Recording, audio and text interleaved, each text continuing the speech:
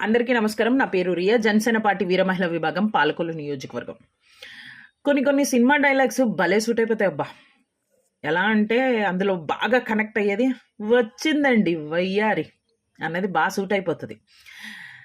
Jokes ఏ part. Shyamala గారు press ముందుకు వచ్చారు. అమావాస్య పుణ్యానికి వచ్చారు.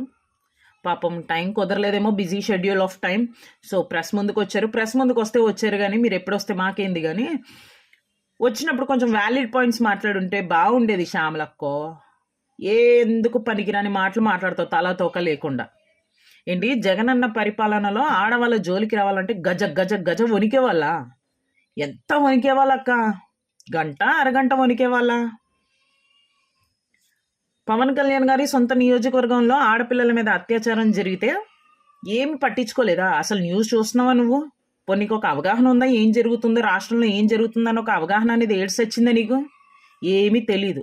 తలాతోక లేకుండా వచ్చి ప్రెస్ మీట్లు పెట్టేస్తారు. మీ పార్టీ సిద్ధాంతం ఏంటో నాకు తెలియదు, కానీ ఎవడు తలాతోక లేకుండా మాట్లాడతారు. శాఖలకి సంబంధం లేకుండా వచ్చి మాట్లాడతారు ప్రెస్ ముందులకి.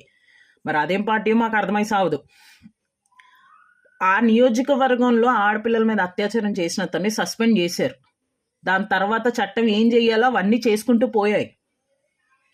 పార్టీ అధిష్టానం అంటే అలాంటి నిర్ణయాలు తీసుకోవాలి. తప్పు చేసినోడిని పార్టీ నుంచి సస్పెండ్ చెయ్యాలి, శిక్ష పడేలా చెయ్యాలి తప్పు ఉందని తెలిస్తే. మరి మీ నాయకులు ఏం చేశారు? ఆడవాళ్ళని ఫోన్ వీడియో కాల్ చేసి గంట అరగంట అని మాట్లాడిన నాయకుల్ని ఏం చేశాడు నీ నాయకుడు? ఎంతవరకు శిక్షించాడు? ఏదో వచ్చి ప్రెస్ ముందు చెప్పు, ఎంతవరకు శిక్షించారో లేదో కూడా తెలీదు.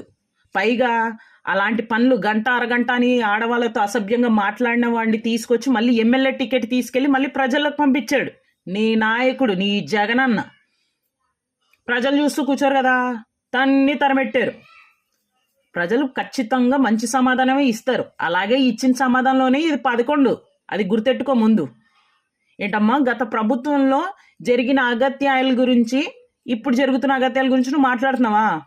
నువ్వు చర్చకు సిద్ధం అంటే చెప్పు. పెద్ద పెద్ద నాయకులతో అవసరం లేదు, నేను చాలు నీకు. చర్చకు కూర్చుందాం, నువ్వు ఏ టైం చెప్పినా రెడీ.